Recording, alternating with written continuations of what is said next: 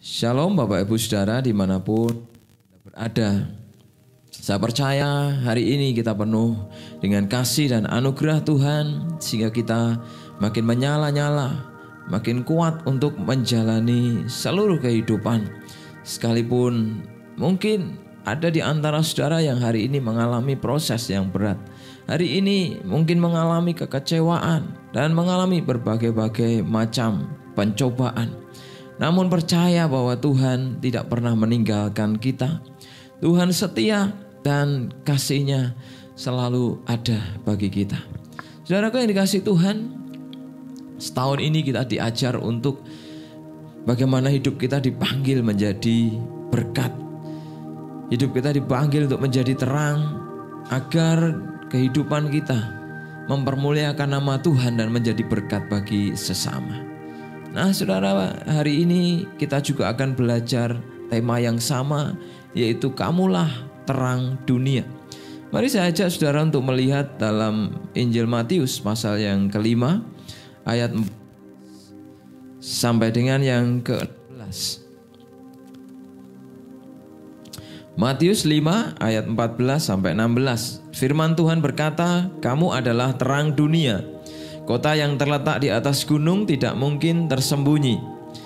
Lagi pula orang tidak menyalakan pelita lalu meletakkannya di bawah gantang, melainkan di atas kaki dian sehingga menerangi semua orang di dalam rumah itu.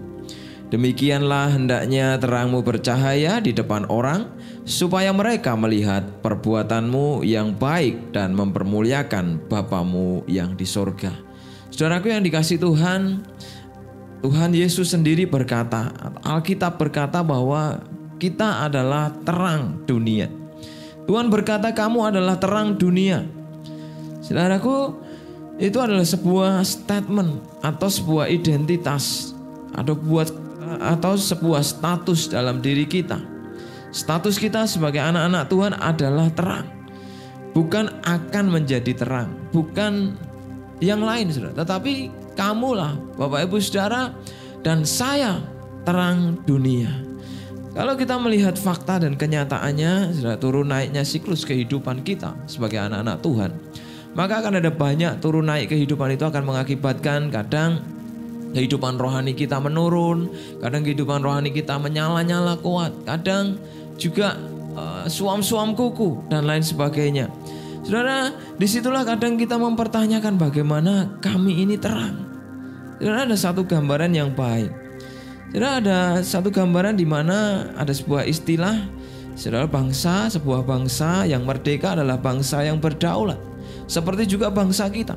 Sejak awal kemerdekaan tahun 1945 tanggal 17 Agustus, bangsa kita menyatakan secara legal, secara hukum bahwa bangsa kita merdeka dan diakui oleh bangsa-bangsa lain.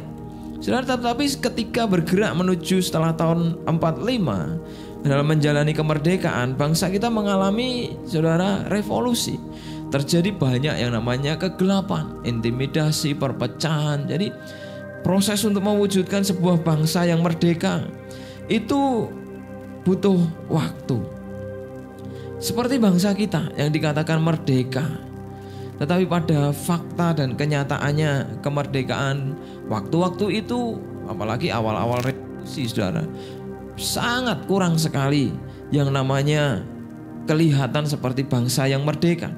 Tapi akhir-akhir ini sudah banyak, jauh lebih baik, saudara. Sekalipun juga ada banyaknya yang namanya intimidasi, tantangan dan kesulitan, dan fakta bahwa bangsa kita sepertinya belum mengalami kemerdekaan secara penuh. Nah sama, saudara, ketika kita menjalani iman kita, ketika Tuhan berkata kamu adalah terang dunia, nah kenyataannya seringkali orang-orang percaya juga masih berbuat dosa, juga masih hidup di dalam intimidasi kuasa kegelapan, kuasa roh jahat, sehingga mengalami berbagai-bagai masalah yang cukup serius. Tapi pagi hari saat ini saya mau katakan kembali, firman Tuhan berkata kamu terang dunia. Bapak Ibu Saudara dan saya adalah terang dunia. Kita dipanggil untuk hidup menjadi terang itu, atau hidup sebagai terang dunia. maka kita harus menghidupi panggilan itu. Mari kita lihat panggilan itu datang dari Tuhan, dan kita berlari kepada panggilan Tuhan. Berlari makin hari makin kuat. Yang hari ini merangkak, mari bangkit, mulai jalan. Yang hari ini berjalan, mari belajar berlari. Yang mulai berlari, mari belajar terbang, sampai istilahnya seperti itu, saudara. Sehingga kita akan mengalami to the next level, dan ke arah yang level yang lebih baik dalam pertumbuhan rohani dan jasmani dalam kehidupan kita. Bagaimana kita bisa hidup menjadi terang atau sebagai terang dunia? Mari kita lihat prinsipnya, saudara, di dalam Filipi 2 ayat 12 sampai dengan 18. Filipi 2 ayat 12 sampai dengan yang ke-18. Kita akan bisa menghidupi apa yang dikatakan Tuhan dalam Matius 5 tadi ayat 14 sampai 16, bahwa kita adalah terang dunia. Filipi 2 ayat 12 sampai yang ke-18.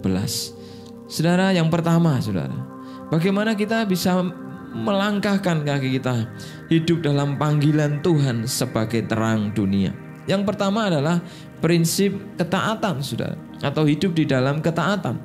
Ayat 12 dikatakan, hai saudara-saudaraku yang terkasih, kamu senantiasa taat.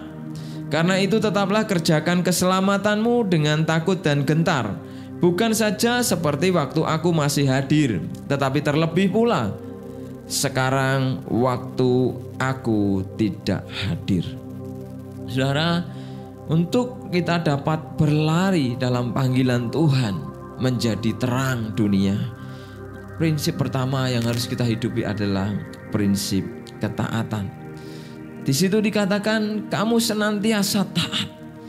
Rasul Paulus menulis surat kepada jemaat Filipi dan berkata, kamu terus menerus taat. Karena itu kerjakan keselamatanmu dengan takut dan gentar. Tapi di situ ditekankan oleh Paulus, saudara, bukan saja seperti waktu aku masih hadir, tetapi terlebih pula sekarang waktu aku tidak hadir. Saudara, taat di sini adalah ketaatan yang murni atau tulus. Artinya ada pemimpin rohani atau tidak ada pemimpin rohani, kita tetap taat karena ketaatan kita kepada Tuhan. Ada orang tua, anak-anak, atau tidak ada orang tua, Anda tetap taat sebagai anak. Ada bos, majikan, tuan, atau tidak ada, Anda tetap taat melakukan pekerjaan. Sekalipun ada atau tidak ada, tetap dengan takut dan gentar mengerjakan dengan ketaatan. Mari kita lihat, ini ada satu janji indah yang luar biasa kalau kita mau merespon hidup dalam ketaatan. Saudaraku, dikatakan di situ, saudara, ya. Kalau saudara baca ya di dalam terjemahan sederhana Indonesia, ya, di ayat yang ke-13 di situ akan dikatakan, saudara, karena Allah lah yang memberi keinginan bahkan kemampuan kepada kita masing-masing untuk melakukan hal-hal yang menyenangkan hatinya. Saudara, ketika kita taat, maka di situ saudara dikatakan yang memberikan keinginan dan kemampuan untuk kita bisa melakukan taat sampai terjadi proses ketaatan, bukan hanya teori atau konsep dalam pikiran kita atau hati kita, tetapi berwujud atau berbuah kepada sebuah tindakan. Itu dikatakan Tuhan sudah beri keinginan, Tuhan sudah beri kemampuan untuk melakukan hal-hal yang menyenangkan hatinya. Saat kita mau berkomitmen untuk taat, di situ Tuhan memberi keinginan kita untuk kita taat. Di situ Tuhan memberi kemampuan untuk kita taat.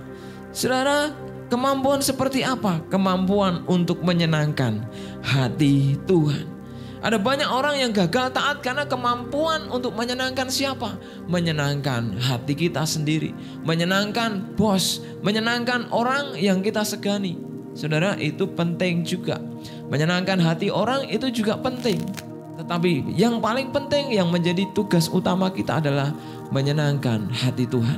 Menyenangkan hati Tuhan menjadi kualifikasi ketika kita menyenangkan pemimpin, menyenangkan rekan, sesama, anak, istri, cucu, orang tua kita. Di situ akan terukur, saudara, bahwa itu datang dari Tuhan, datang dari kehendak Tuhan. Maka saudara, di balik sebuah ketaatan, Di situ ada pengurapan untuk kita melakukan tugas ketaatan dalam segala hal. Di balik ketaatan ada berkat besar yang menanti. Saat kita taat, kita diberi seperangkat keinginan dan kemampuan, atau yang disebut dengan minat atau keinginan dan bakat, potensi atau kemampuan di kita. Ada minat dan bakat. Saya ingat waktu dulu belum bertobat, sering keluar masuk BP, saudara. Bimbingan konseling itu sering ngajar anak-anak sekolah ya, saudara. Waktu di sekolah, minat dan bakat. Minat dan bakat. Ada minat, tidak punya bakat, juga nggak maksimal. Ada bakat, tidak ada minat, tidak jadi apa-apa. Kemudian muncul satu statement, ya, aba kura, saudara. Ada bakat kurang ragat, nah, katanya. Sehingga susah juga. Tapi Tuhan sudah memberi minat, tapi juga bakat. Tuhan memberi keinginan, tapi juga kemampuan. Sehingga tinggal apa? Tinggal melangkah. Dan kita mengerjakan ketaatan itu. Mari kita belajar untuk taat, saudara. Karena ketaatan yang Tuhan mau. Kita dipanggil untuk taat kepada firman Tuhan. Kita dipanggil untuk taat kepada panggilan mengerjakan keselamatan. Sehingga yang saya katakan, zaman-zaman kegelapan atau kegelapan di dalam diri kita akan sirna satu demi satu ketika kita makin merespon ketaatan apa saja melalui firman Tuhan, melalui kehendak Tuhan. Maka kegelapan akan sirna dan terang itu akan kuat di dalam diri kita. Saudara, saya kasih contoh setengah tahun yang lalu kira-kira, waktu ya saya pas melayani saudara di daerah Sambon. Saudara, waktu saya melihat anak-anak sudah mulai ada sekitar 3-4 anak, saudara. Kemudian muncul, saudara, sebuah keinginan untuk membuat sekolah minggu. Kemudian saya bawa ke dalam doa. Saya bawa dalam doa dan Tuhan meneguhkan, Tuhan memberi keinginan itu. Tuhan memberi kemampuan. Saya doa lagi untuk meneguhkan itu. Dan kemudian ya, Tuhan memberi keinginan, Tuhan memampukan. Akhirnya saya share ke jemaat oke. Kemudian kita bisa pakai pastorit untuk mulai minggu. Kita bisa pakai pastori atau kita buat di sebelah sini. Nanti sebelah sini ruang sekolah minggu, sebelahnya kita buat perpustakaan. Kita tumbuhkan minat baca dan lain sebagainya. Sudah mereka setuju, saudara. Tapi nanti praktisnya yang penting ada sekolah minggu bisa dimulai dari pastori. Nah, setelah setuju, saudara, saya mulai menghubungi departemen anak. Minta tolong tahun depan supaya sekolah minggu, karena waktu-waktu ini masih belum ada pelayanan karena masa-masa protokol kesehatan ya, masalah PPKM, saudara. Saudara, kemudian saya sudah koneksi, ya baik, mereka siap membantu. Tapi kemudian saya berdoa lagi, saudara, dan beberapa waktu kemudian, saudara, ada 2 orang anak lulusan STT, saudara, yang satu sudah bekerja melayani di favorit sebagai mentor dan kepala asrama di sekolah SMP, SMA Kristen, ya favorit tapi asrama mod. Dan tahun depan dia akan keluar dan mau ikut pelayanan. Kemudian ada juga anak satu lagi yang punya passion di bidang pendidikan, saudara. Nah, saudara, bahkan saudara kami belum memulai pelayanan, tapi ajaibnya Tuhan sudah kirimkan orang. Tuhan beri kemampuan. Ketika Tuhan perintahkan kepada kita, jangan kita takut. Tuhan sudah perlengkapi, Tuhan sudah mampukan, sekalipun kita tidak melihat wujud fisiknya. Tapi Dia sedang bergerak tanpa kita tahu, mengirimkan orang, mengirimkan berkat untuk mencukupkan apa yang Dia perintahkan untuk kita lakukan. Jangan takut untuk bergerak dalam ketaatan. Ketaatan dalam segala hal, saudara. Bukan hanya untuk pelayanan yang tadi saya contohkan, tapi ketaatan untuk mulai bergerak, meninggalkan dosa, meninggalkan kelemahan, menuju hidup dalam kebaikan, kekudusan yang Tuhan mau. Meninggalkan, saudara, malasan, meninggalkan membuang-buang waktu untuk hidup dalam kehidupan yang lebih efektif dan lebih terarah di tangan Tuhan. Tuhan sudah memberi keinginan, Tuhan pun memberi kemampuan. Saudara, kalau kita ada di situ, ada makanan sepiring ya. Kalau kita lapar, ada kopi atau ada minuman teh 1 gelas sudah disediakan, dan kita lapar, kita juga haus, kita tidak memakannya atau tidak meminumnya, itu pilihan kita. Tetapi ketaatan, kemampuan dan keinginan sudah Tuhan sediakan. Mari kita pilih untuk menyantap ketaatan. karena Tuhan yang akan memampukan setiap kita. Yang kedua, saudara, prinsip kita menjadi terang, mari kita hidup di dalam kebaikan. Kalau kita melihat kembali kepada Matius 5 ayat 16, di situ dikatakan, demikian hendaknya terangmu bercahaya di depan orang, supaya mereka melihat perbuatanmu yang baik dan memuliakan Bapamu yang di sorga. Demikian hendaklah terangmu bercahaya di depan orang, supaya mereka melihat perbuatanmu yang baik dan memuliakan Bapamu yang di sorga. Saudaraku yang dikasihi Tuhan, Tuhan ingin terang yang ada dalam hidup kita bercahaya di depan orang, berguna, punya manfaat, punya faedah bagi banyak orang, yaitu lewat hidup kita menjadi berkat, lewat kebaikan-kebaikan yang penuh kasih yang keluar dari dalam kehidupan kita. Saudara, Filipi 2 ayat 14, saudara, ya, yang tadi saya ajak untuk melihat beberapa ayat di sana, ya, dari pasal 2 ayat 12 sampai 18. Ayat 14 dikatakan, lakukanlah segala sesuatu dengan tidak bersungut-sungut dan berbantah-bantahan. Panggilan kita sebagai anak-anak Allah adalah sebagai terang dan garam dunia. Sebagai terang dunia, saudara, mari kita untuk melakukan segala sesuatu ketika kita menabur kebaikan, menabur kasih, kita lakukan dengan tidak bersungut-sungut dan berbantah-bantahan. Kenapa Alkitab katakan jangan bersungut-sungut, jangan berbantah-bantah? Karena pada dasarnya kita mudah bersungut-sungut. Karena pada dasarnya manusia yang terikat dengan daging bisa saja cepat lemah, cepat sakit, cepat yang mengalami penurunan stamina, sehingga akan cepat punya alasan, cepat bersungut-sungut, cepat bahkan berbantah-bantahan. Maka Alkitab terus mengatakan jangan bersungut-sungut, jangan berbantah-bantah. Saudaraku yang dikasihi Tuhan, pada prakteknya ketika kita mau berbagi kebaikan atau bercahaya di depan banyak orang, ada satu tantangan intinya di dalam Filipi 2 ayat 14 itu, yaitu kita harus tantangan yang namanya sungut-sungut dan berbantah-bantah. Bersungut-sungut itu pribadi, berbantah-bantah itu kelompok. Ketika kita melayani sendiri, ketika kita sendirian, saudara, kita bisa bersungut-sungut. Tapi ketika kita bersama-sama, kita bisa berbantah-bantah, ayal-ayalan dan lain sebagainya. Sehingga saudara, akhirnya itu akan membuat kendor dalam pelayanan, membuat kendor kebaikan-kebaikan yang sudah kita tabur di hadapan Tuhan dan sesama.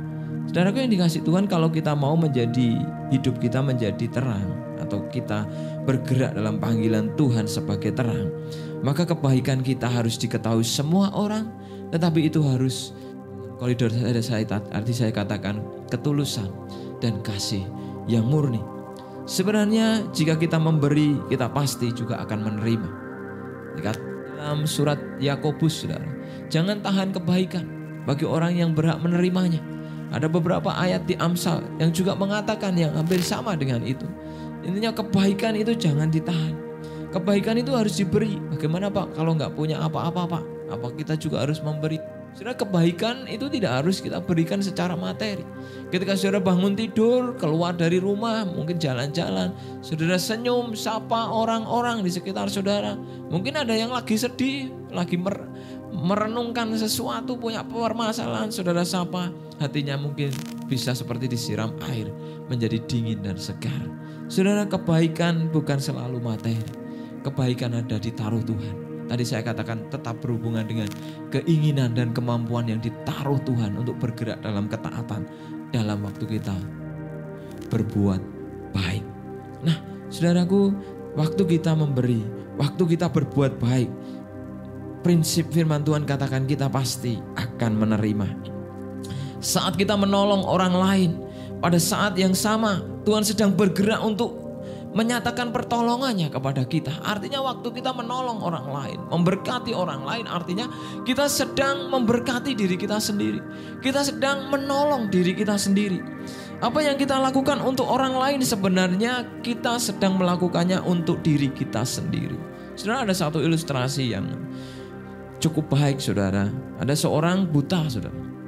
Seorang buta yang sedang berjalan dengan tongkatnya. Tapi anehnya kakek buta ini dia udah buta, dia jalan di malam hari pakai tongkat tapi juga pakai pelita.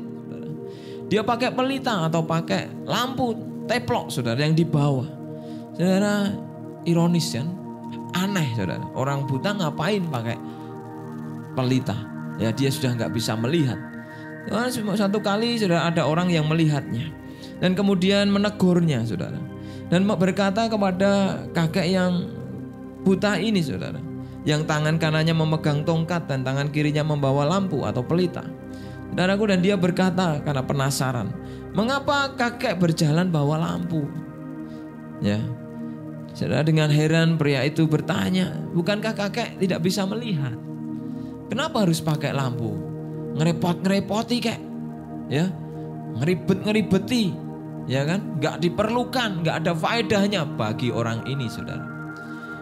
Ngapain dibawa? Tapi dengan tenang kakek yang buta itu tersenyum dan menjawab, meski saya tidak bisa melihat, mungkin menurutmu lampu ini tidak berguna buat saya karena saya tidak bisa melihat dan buta. Tapi orang lain akan melihatnya. Selain membuat jalanan menjadi terang di sekitar perjalanan di mana kakek itu ada, orang lain diterangi, tapi hal itu juga dapat menghindarkan orang lain untuk menabrak saya, agar orang lain gak nabrak saya. Ya, kalau saya gak bawa pelita, saya ditabrak, ringkel, gelundung, malah susah, ya kan? Saudaraku, apa yang kita lihat kelihatannya tidak menebar kebaikan. Seolah-olah kita mungkin kadang berpikir tidak ada kebaikan kembali kepada saya. Jangan berkata seperti itu, saudara. Mungkin kita berpikir bahwa kita tidak ada kebaikan yang kembali kepada kita, sehingga hari ini mungkin saudara cukup frustasi dengan kebaikan yang saudara tabur. Tapi percaya Tuhan punya waktu yang terbaik. Dia sudah bekerja berjalan untuk menyatakan apa yang saudara lakukan. Tuhan pasti akan memberkati kehidupan kita. Seperti apa yang dilakukan orang buta tadi, seolah-olah tidak berfaedah buat dia. Orang lain melihatnya ngapain, ngeribet-ngeribeti, satu bawa tongkat, satu bawa pelita, nggak guna. Tetapi kenyataannya itu berguna bagi orang lain yang lewat, tapi juga berguna bagi kakek ini. Kalau dia nggak bawa pelita, dia bisa tertabrak orang lain. Saudara yang dikasih Tuhan, prinsip kebaikan, saudara, adalah prinsip ketika sebuah rahasia kehidupan dinyatakan dalam hidup kita. Saudara, mari kita melihat kebenaran dari prinsip ini. Sehingga ketika kita menolong orang, sebenarnya diri kita lah yang sedang ditolong oleh Tuhan. Ketika kita sedang memberkati orang, diri kita lah yang sedang diberkati Tuhan dalam kehidupan kita. Tuhan ingin kita membayar perpuluhan. Saudara, memang itu haknya Tuhan. Kadang kita bisa selintutan, tetapi mari kita coba berpikir bahwa kalau kita memberikan kepada Tuhan dengan tulus, karena itu milik Tuhan, itu juga gak akan menguntungkan Tuhan, saudara. Itu menguntungkan untuk pelayanan, untuk mengatur pelayanan. Tetapi Tuhan sedang ingin melatih kita untuk memberi apa saja, saudara, termasuk persembahan, Natal, tantangan kasih, menabur kepada orang-orang di sekitar saudara. Tuhan sedang melatih kita untuk kita memberi agar hati kita ini tidak terikat kepada diri kita yang penuh dengan keegoisan, tapi akan terikat kepada firman yang menolong kita. Ketika kita menabur kebaikan, disitulah Tuhan sedang menabur kebaikan bagi kita sendiri. Waktu kita menolong, memberkati orang dengan mengulurkan berkat, disitulah secara rohani yang mungkin tidak terlihat mata kita sedang memberkati dan menolong diri kita sendiri, karena Tuhan yang mengerjakan dalam hidup kita. Kekasih Tuhan, mari kita berbuat baik. Mari kita menabur yang terbaik, agar saudara kita menghindarkan diri kita tertabrak orang lain, menjadi batu sandungan. Ya, dengan kemampuan kita, dengan apa yang ada pada kita. Tadi saya katakan tidak harus dengan materi apa yang saudara punya. Ya, saudara bisa menasehati orang yang hidup di dalam kesalahan. Saudara bisa membantu sesama dengan apa? Meringankan pekerjaannya. Saudara bisa melakukan banyak hal. Tapi jangan menambah permasalahan kehidupan mereka. Saudaraku dikasih Tuhan, bahkan saudara gereja kita terus memberkati orang-orang yang terdampak COVID, baik di lingkungan sekitar rumah Bapak Gembala maupun di lingkungan gereja, juga untuk jemaat, juga panitia Natal, juga merencanakan untuk aksi kasih, juga saudara pelayanan lain, saudara juga pelayanan yang berusaha untuk memberkati kota, juga memberkati daerah-daerah, saudara, yang di Sambon juga kita Natal merencanakan untuk buat aksi kasih seberapapun kemampuan kita, asal itu dilandasi dengan kebaikan yang keluar dari ketulusan, kemurnian, karena Tuhan yang memberi keinginan dan kemampuan untuk kita melangkah dalam ketaatan, maka kebaikan kita akan berdampak bagi banyak orang. Kebaikan yang kita tabur, tadi saya katakan, apa saja yang bisa keluar dari diri kita. Pikiran, mungkin ide saudara bisa mengubah lingkungan RT saudara yang tidak maju menjadi maju. Mungkin idemu yang begitu inspiratif bisa mengubah kelasmu yang begitu dingin, tidak berproduktif, menjadi kelas yang penuh efektivitas dan gairah. Juga ide kreativitas saudara dalam pekerjaan bisa mengubah lingkungan pekerjaan saudara menjadi berdampak yang berbeda. Maka mari kita tunjukkan kebaikan, baik lewat perkataan, tindakan, pikiran, dan lain sebagainya, yang berasal dari keinginan dan kemampuan yang Tuhan berikan. Yang terakhir saudara, yang ketiga, mari kita menjadi terang atau hidup dalam panggilan sebagai terang dunia dengan hidup dalam kekudusan. Filipi 2 ayat 15 dikatakan, supaya kamu tiada beraib dan tiada bernoda, sebagai anak-anak Allah yang tidak bercela di tengah-tengah angkatan yang bengkok hatinya dan yang sesat ini, sehingga kamu bercahaya di antara mereka seperti bintang-bintang di dunia. Saudara, bintang-bintang di dunia, bukan bintang di surga, kata sebuah lagu. Bintang-bintang di surga ya nggak ada, saudara. Bintang-bintang di dunia, bintang-bintang di angkasa untuk menerangi, saudara, fungsinya sekalipun kecil. Tapi bintang terbesar seringkali dikatakan matahari sebagai benda penerang terbesar di bumi. Nah saudara, di situ dikatakan bahwa kekudusan, kita harus hidup dalam kekudusan, tidak beraib, tidak bernoda, tidak bercela di tengah angkatan yang bengkok. Prinsip hidup dalam kekudusan adalah, saudara, seperti ini. Ketika hari mulai gelap, ya, kalau kita kembali ke Matius 5 tadi, ketika hari mulai gelap atau malam, maka otomatis orang akan menghidupkan lampu. Dikatakan kota ditaruh di atas bukit, ya, tidak mungkin tersembunyi.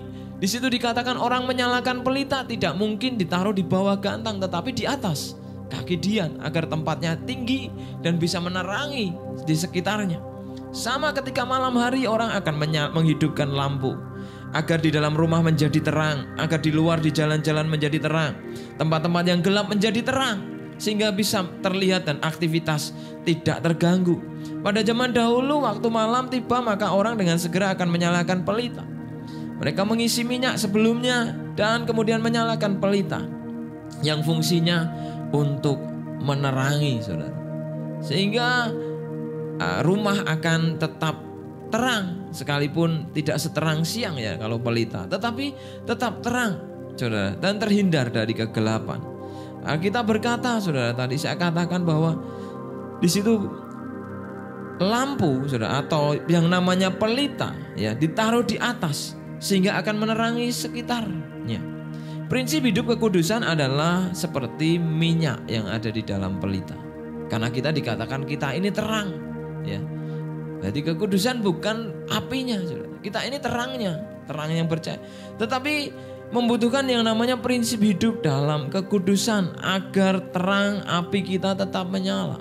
Seberapa api menyala dengan kuat, setengah kuat, atau redup, bahkan akhirnya nanti mati, melik-melik, saudara, dan mati, itu tergantung berapa kekudusan minyak di dalam diri kita. Saudaraku yang dikasih Tuhan, kalau hidup kudus, semakin kudus itu hidup semakin transparan di hadapan Tuhan, dan tidak ada hal yang ditutup-tutupi. Makin ada banyak ditutupi, makin banyak sumpil, saudara, sehingga terang kita akan sedikit redup. Saudaraku yang dikasih Tuhan, prinsip kerja kekudusan tadi saya katakan seperti minyak di dalam pelita. Kekudusan akan, atau minyak akan membuat lampu terus menyala. Kekudusan kadang harus kita perlihatkan keluar, tetapi juga dari dalam. Artinya luar dan dalam. Keluar ke tengah angkatan yang bengkok dan hatinya tidak lurus, yang sesat. Kita harus bercahaya di sana dalam prinsip kekudusan. Bisa dalam pekerjaan saudara tetap hidup dalam kekudusan. Dalam studi saudara tetap menjaga hidup kekudusan, hidup benar, ya, dan sesuai firman Tuhan. Di dalam pelayanan pun ya sama, saudara. Bukan berarti kalau sudah pelayanan semuanya sudah baik, tidak, saudara. Karena kekudusan adalah tanggung jawab kita, ketaatan kita, mau merespon firman dan tuntunan Roh Kudus, bukan kehendak manusia daging lama kita. Saudaraku, kekudusan adalah luar dan dalam. Tadi saya dikatakan saat aku ada atau tidak ada, kata Paulus. Saat ada atau tidak ada pemimpin, saat ada atau tidak ada orang tua, saat ada atau tidak ada orang yang lebih tinggi yang kita hormati, tapi ada Tuhan yang lebih tahu segala-galanya daripada siapapun. Saat kita melanggar kekudusan, maka api kita akan meredup, bahkan bisa hampir mati dan padam, saudara. Dan terang kita tidak akan menyala. Saudara, kalau belum jatuh, jangan jatuh, saudara. Strike dengan kuat. Kalau sudah pernah jatuh, ayo bangkit. Teguran membawa pertobatan, seperti memberi dorongan untuk kembali kita membeli minyak, saudara. Membeli minyak dan mengisi pelita kita yang telah kering, sehingga pelita itu akan nyala kembali apinya. Waktu kita melanggar kekudusan, kita akan merasa seperti kehilangan pengurapan, sehingga kita akan mulai mundur dari satu pelayanan. Ada pelayanan yang lain kok, mungkin yang lain, tapi satu mundur.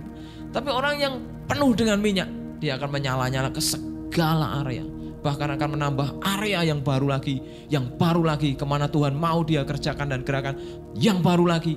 Karena saudara penuh dengan minyak. Kalau melik-melik, apinya tidak akan bisa bergerak, dipakai untuk menyala lebih lama.